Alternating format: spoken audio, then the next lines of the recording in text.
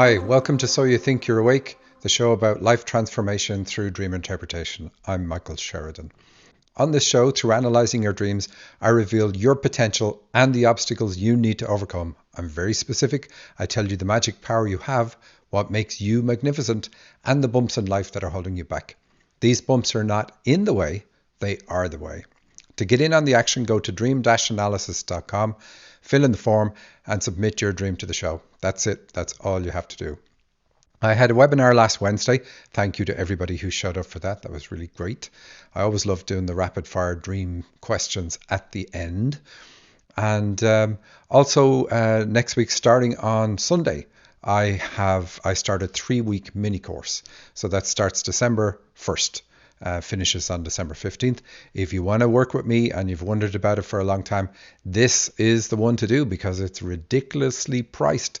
It's $97 for 3 weeks with me, including I will work on your dreams. It's not just a pre-canned course. I will be telling you about your dreams. I'll be telling you what your gifts are. And much more importantly, I will be telling you what holds you back from using those gifts. And that's even bigger than it sounds, because it's not just what holds you back from using your gifts, but what holds you back in life. Like I say at the start of the show, the obstacles are the way. I will likely tell you what the obstacle is for you, what you need to overcome on that course. Anyway, it starts December 1st. That's a Sunday. All the classes are recorded, and you also get to pick a session with me for any time that suits. And just go to dream-analysis.com. Click on courses and you'll find out about that. So last week on the show, we talked about 3 dreams that had a death wish. Now, I get them from time to time. I don't always do them on the show. A death wish is where, you're just ready to go home. You're tired of life.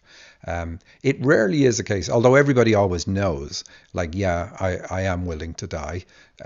They rarely really think of it beyond just saying that to themselves. So when it shows up in their dreams and I talk about it, it can be a bit of a surprise. And so we had 3 of those last week. I want to give a shout out to Amy Ream, who works with me on the show. She helps people who've suffered traumas, for instance, like the Las Vegas shooting victims from a couple of years ago. She worked with the victims of that, or the survivors of that. That's her profession. So I don't just bring stuff up on the show and leave it hanging. If need be, we take it further.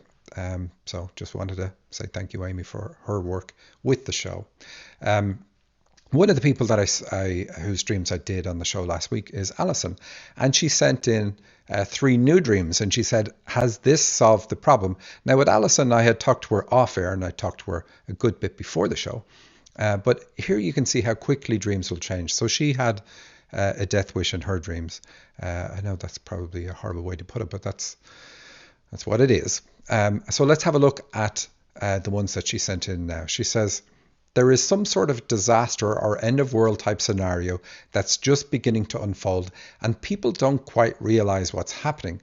There are rows of cars and motorcycles driving in formation, like the drivers are in trance or zombies, and they're driving in a wide line, row after row, straight into the ocean.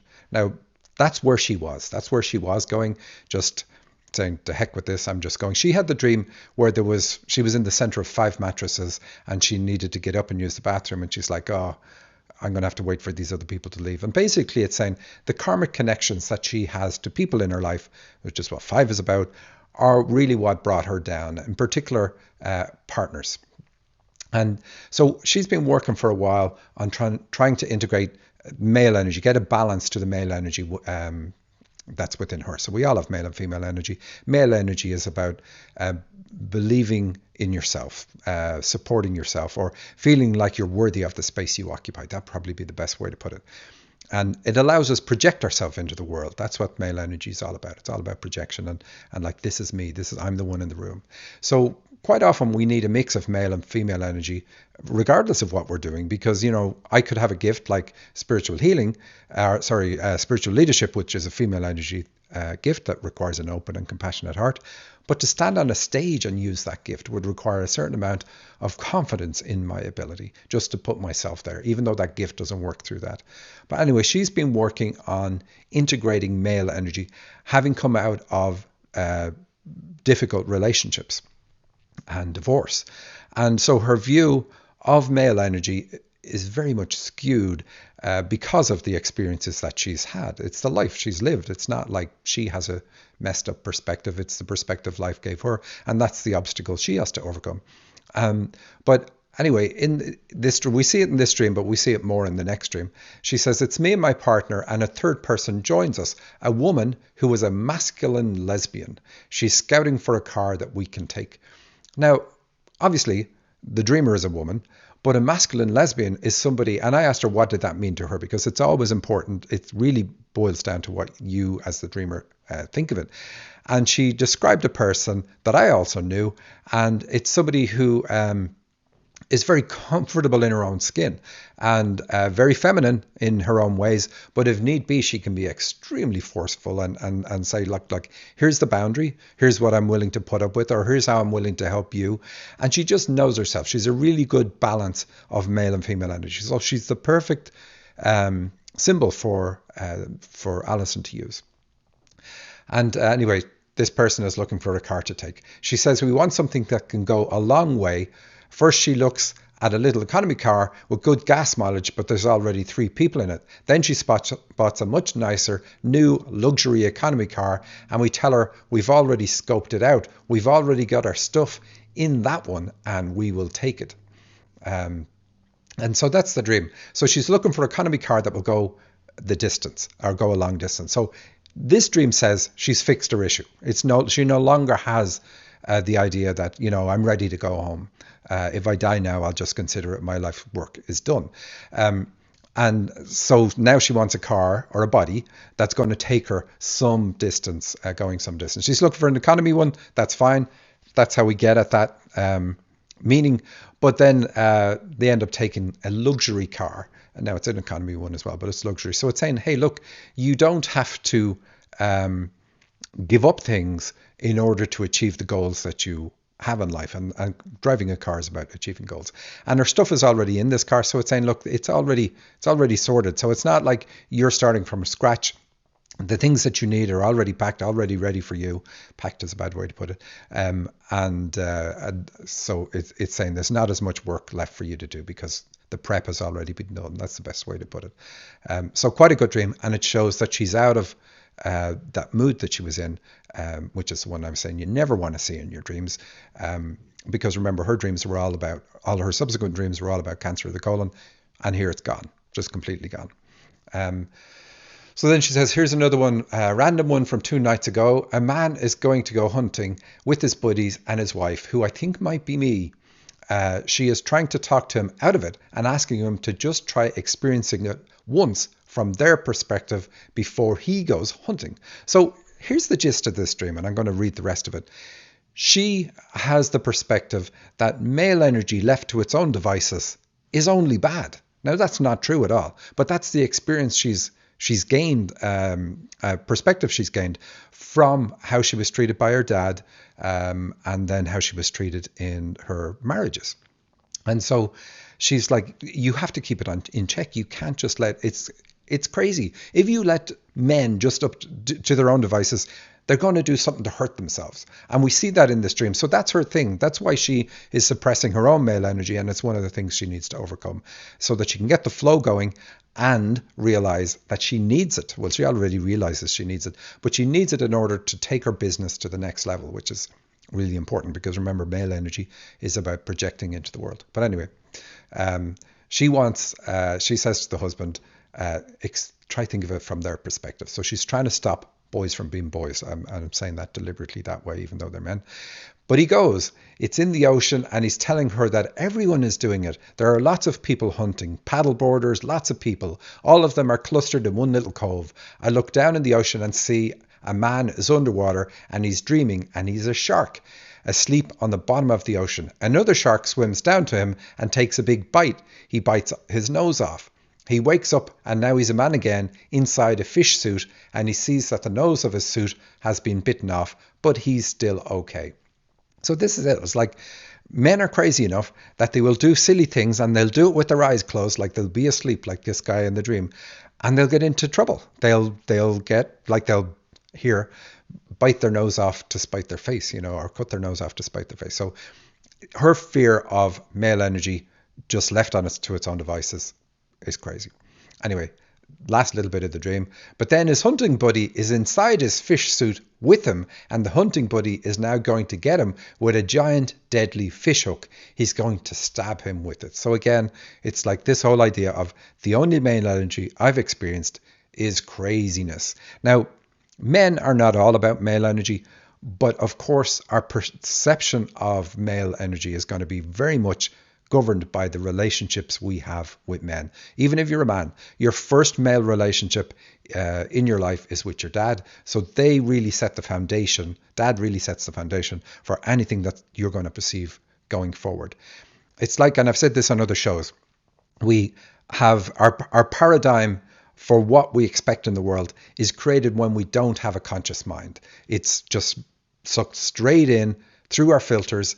But we don't really have filters. We don't have a rational mind to think about things and go, hey, dad's an alcoholic, or dad shouldn't be doing this. Dad should be supporting me instead of just being all about himself, or whatever it is. We take it all in. It just goes straight into the subconscious because we don't have a rational mind to analyze anything yet. It's not developed. And that lays down then the foundation that is the obstacle in our life. That's our paradigm. And then when we develop our rational mind, we use it to scan our environment, to scan the world, and look for evidence that our paradigm is correct. And this is why, we always pick the same partner, we always pick the same things, we always find ourselves in the same situations, because we are looking for those situations, even though it's mostly subconscious. And so, why did I get into all that? She needs to fix the idea that she has picked up, the perception that she has picked up, fix it so that she can change her paradigm and get it to where she doesn't expect that male energy is craziness, because that's what she's got. I probably went off on a tangent there, but hopefully it made enough sense to you. So let's move on. We'll have a look at a dream from Anna. And she says, there's a good few comments with this, and I love it when people send me comments, and I don't always read the comments out, but it's very practical for me. She says, I've been struggling with my life's purpose. I feel like a jack of all trades. I'm a certified life coach. I have not once been paid for this. I have helped people, but it's usually friends who will ask to go to dinner and then tell me what they're going through. I've done the first course of the QHHT hypnosis training, but can't even get my family to practice on except for my husband. Phew, he got off the hook there. I know I'm a healer, but have no idea how to get people to take me seriously. And I took a course in microblading eyebrows, and she has written in brackets permanent makeup, and have not had one paying client for that either. Thank you. Well, I'm glad to do your dreams. And she calls them my grandmothers, and she has a few other little comments in with the dreams too. She says both her grandmothers have passed. Yeah. So she says, here's a dream with my maternal grandmother. We lived in the USA and she lived in Mexico. I met her when I was 10. When we would visit her, it was as if we grew up with her. So obviously a very good rapport with her grandmother. So she says, in my dream, we were in her bedroom in Mexico. She was lying on her side, as always, and was telling me, don't worry, everything's going to be okay. I'm sure she told me other stuff, I just can't remember. And that's the dream. And then this comment is really important. She says, the day before I had this dream, I had a tough day with my 9-year-old son. When he doesn't get his way, he gets upset, very bratty, and tells me that he doesn't know why he's alive. He hates his life and he hates me. It is very draining. Well, I'm absolutely sure it is. And I had 4 kids. Still do. They're still around. They're just not kids anymore. This dream is going to be about that. So here's the thing. When you have dialogue in your dream, it's not really a dream. It's somebody is giving you information. So when we sleep, many times when we sleep, our soul leaves our body and we go to the astral plane. I've said this many times before. And we meet people who have passed on, loved ones and so on the astral plane. We also meet other people who are sleeping. They're also on the astral plane. But we have conversations with them. We meet our guides and so on. And they tell us things that we need to do, things we're doing wrong, things we can improve. They give us advice about various different things. And then when we get back into our body and we have a dream, we can bring that dialogue with us into our dream. And so that's what this is. You've met your grandmother in reality on the astral plane, and she's telling you, don't worry, everything's going to be okay. So you're questioning, am I being a good mom? Am I doing it right? I mean, because kids don't come with a manual. That's one of the terrible things. And every kid is different. They're all different. So if you learn how to deal with one, your next child is going to be different. If you have a boy and a girl, totally different kettle of fish. But so here anyway, you're questioning your ability to raise, be a good mom, and then you dream about your grandmother, which is like that's saying that you are a grandmother with the pause between the two words. But she says, don't worry, everything's going to be okay. Take her at her word. Because this isn't a dream. She's looking at things from the spirit world perspective. She has access to your guides and her guides and so on. And she's passing that on to you. And so this is really good. So now you know when you have these conversations with your grandmother in the nighttime that you can take what she's saying. So obviously your son's going to go past this and everything's going to be fine. And then you had another dream, which is a more interesting one from me, but the other one helps lead into it. You said your paternal grandmother, we grew up around her in the US and we lived with her for a while even. She's also passed. And you say, in this dream, I walk into a room and she was standing there with a Barbie van and she said, here, I bought this for you. I know you've always wanted it. So your question at the start is, what's my life purpose? And you talk about several careers. You said that you feel like you're a jack of all trades and you've a few different careers where you haven't made any money. And if you've listened to the show much at all, I always say that vans and trucks are about career. Now, they're a male symbol too. Well, the truck in particular is a male symbol, but they're typically about career because we don't use vans for anything other than, like, we wouldn't buy a van just because we want a van. We buy a van because we're going to use it in what we do. And she's saying to you, here is a van. Now, here's the key. You started crying. I kept telling her, it's okay, Grandma. I don't need the van. I'm so happy to see you. She was in a hurry and wanted me to take the van, but I kept wanting to hug her because I couldn't believe I was seeing her. And when I woke up, I did have tears in my eyes. Now, of course you did, because it's going to be emotional. But you did meet her on the astral plane too, but there is symbolism in this as well. She's trying to give you the van. So she's trying to say, look, here's what you need for your career. And you're like, no, no, no. I just want family. I'm just happy to see family. And that's the problem. That's where you need to go fix it. It's almost like you have a hypnosis thing in your head that says family are much more important than career. That's all I need. That's all I need. And so somebody very likely said that to you when you were younger. And you've got to do something to fix that, because obviously family are super important, but so is your career. And so you're saying here in this dream, I only need to see you. I don't need the van. Now, you should have taken the van, because one of the things we also do when we sleep and we go to the astral plane and to higher planes, we determine what we need to do next, what's going to happen next in our life. It's not all planned out. I mean, it's planned out from the start of our lives, but the small things, we plan them with our guides periodically, a few days in advance. And so here you're given the opportunity to do something, or we're given the opportunity to take something in your hand, to hold something in your hand that would fix the karma that has you not making money from your career. And you didn't do it. You didn't take it. So you needed to take it. So you're like, we're great when we're here and we start complaining about things. But then when we get up to the spirit world, we know why we have the issues and we argue against all sorts of things. And that's kind of what you're doing here. So yeah, that's what you have to look at. Look at whatever it is that causes you to say, I'm going to say I shouldn't take money from family, but I don't think it's quite that, because you were complaining about the fact that family don't pay you. But it's along those lines. And here's the wonderful thing about our minds. We can have conflicting ideas in our mind.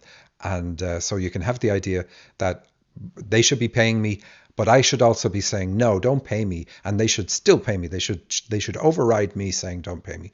And so whatever it is for you, that's what you've got to fix, and have the expectation that you're going to get money from family. And then you'll get it from anybody else as well. Now, here's the other thing. You said it's a Barbie van, and Barbie is all about, it really depends on what Barbie means to you. If I was to think about Barbie, I would say she has everything she ever needs. So this would be like, you can have everything you ever needed in your career. But if Barbie to you, for instance, represents cosmetics, just at a stretch, because you talk about having done the microblading, learn that technique, then it can be saying that that's the career you are to pursue. But I don't think that's it. I think it's more general and saying you can have anything you ever want because Barbie has anything she ever wants. But it's something you didn't get in childhood, and you've decided, hey, it's okay, it's okay, it's okay. So again, you got to fix that and say, no, I deserve these things. These things I didn't get in childhood, I should get them. And you finish with a comment. You say, the day before that dream, I danced in my Aztec danza group.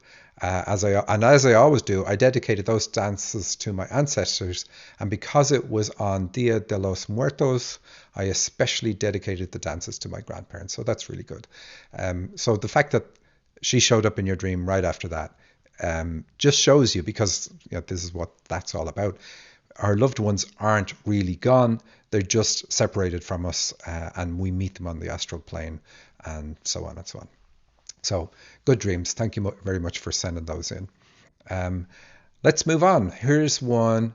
It's called Tankas. And I don't know if I'm pronouncing that right, because this was something I didn't even know what it was till I looked it up and spoke to this dreamer. And he says, I go to a place north of Chicago near Milwaukee on Lake Michigan. Now, lakes are about a spiritual outlet that we haven't tapped into yet. So we expect this to be about spirituality. I want to see over the lake and go up this structure to get a better view. So the dreamer in reality is trying to get a higher perspective on what their spiritual purpose is, let's say. As I get near the top, I see a sea lion with a contraption on so he can fly. So lions are about spiritual leadership. Sea lion is going to be the same thing, but it's more emphasis on it being spiritual leadership because that lion comes from the sea. His flyers are guiding him, and he is going above me. I'm a little concerned he will nip at me, so I duck. So here it is. This sea lion coming towards you represents your spiritual leadership ability. But what happens when it gets close to you is you duck out of the way because you're like, I could get bitten, or whatever it is you're thinking. I could get hurt. Probably the better way to put it. So your concerns hold you back from embracing your spiritual leadership ability. And that's fine. We had a good talk about that, but that is what it's about. I watch him and think, this is so odd. He then falls into the water, and that's what you're meant to do. You're meant to take a leap of faith, just like this sea lion, and dive into the water. So get into your spirituality and get into your, you won't be out of your depth. Let's put it that way. Get into using your spiritual gift of spiritual leadership, which is what the sea lion represents. It is a great distance to the water, and I see a huge tanker on the lake. So here's another thing. Any symbol to do with energy or power signifies you have the ability to do spiritual healing. That's where you put your hands on somebody, channel energy, source energy through your body, out your hands and into your client, and you're able to channel that life force energy from source to your client. And a tanker is raw, untapped energy. So you've got that and you need to tap it. So both those things, spiritual leadership and spiritual healing. I try to see more of it, but I cannot turn to it. Now he doesn't say why. So it's like his perspective is obviously limited in some way. Then I back my way off the structure and I see a Buddhist tanka that looked like mine on the platform. So it's a tapestry that typically it's either a mandala or has the Buddha woven into it. And this one has the Buddha in it anyway. So that's your platform. You said it looked like yours on the platform. Your platform is spiritual leadership because that's what the Buddha symbolizes. And the dreamer isn't Buddhist or anything like that. So it doesn't matter what spiritual leader we pick in our dreams. It's all the same. We know what it symbolizes. I wonder if they are the same bright red with golden Buddha. Gorgeous. I walk further around the corner and I see a bar against the wall, and there is another tanka identical to the previous one, then another, 3 in all. So 3 is about commitment, so it's asking you to commit to your spiritual leadership ability. So we have the sea lion and the Buddha all symbolizing that. This is really odd. I try to see everything, but I realize I'm asleep. And I left this part in just because it's funny, because we're not going to interpret it. He says, I try to wake, but I can't. So he realizes he's asleep. So we forget the symbolism at this point. Once we become aware in a dream, the symbolism doesn't count anymore. And he says, my friend Darlena comes by and chats, wonders if I'm okay. I say, yes. But I say, I am trying to wake up, and we laugh. So that's really funny. Where he's in a dream, and all he wants to do is wake up. Now, you can do many things when you become aware you're in a dream. You can dive into the lake. You can catch the sea lion and ask the sea lion, what do you symbolize, and so on. And you're going to get the right answers because the sea lion's a guide in this dream. But there's many things you can do. That's what I would always suggest you do. If you can spot a guide in a dream, and a guide is somebody with a title, speaks with authority, or is in a certain position in the dream, and here above you, because he's above you, that's typically a place a guide's going to take. So here's the last dream, real quick. It comes from Mary, and she's working on trying to open up her heart and deal with issues that cause her to close herself off and keep people at a distance. And to help you follow along, I'm going to tell you that the man in this dream represents an idea or thought. Men are often accused of being too intellectual. That's what this man represents in this dream, being too intellectual. I installed cameras around my house, which I knew would be useless. I was concerned someone was going to break in. So again, I'm trying to open up, and I'm afraid to open up, and I have all this security system around. And anyway, we continue on. That's what the camera's about. Instead of using the cameras, I open all the doors and pull back all the curtains. My house is completely lit up. It's so bright, it is lighting up the yard. Fantastic. And that's what that's success. Trying to open up and let people in, let people get close. And you do that in the dream, opening the doors and pulling back the curtains and not using the cameras to protect you. I'm going to wait for him outside. I open the gate and there is a man dressed in black with a cap and jacket. So the man is the idea. And so it's the idea of being open. It's like, this is crazy. I'm going to be broken into. It's a crazy idea. And so she's grappling with the idea. And that's what this man represents. And the fact that he's in black says that she has fears about this. Her thoughts about this are all negative.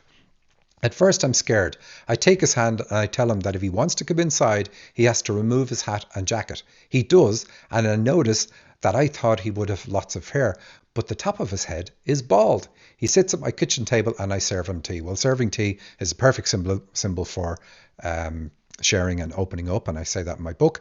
But his head is bald. Hair in dreams represents thoughts. So his head being bald is telling you, stop thinking about this. Stop following your fears, your fearful thoughts about it, and just do it. Follow your heart. That's what you need to do. Anyway, that's my show for this week. I'm going to remind you, I have a course starting on Sunday. Please sign up for that if you're interested in it. It's ridiculously priced, $97. And just go to dream-analysis.com. And if you want to send your dreams to the show and have me interpret them, you go there too, dream-analysis.com. And have a great Thanksgiving, and I will see you next week.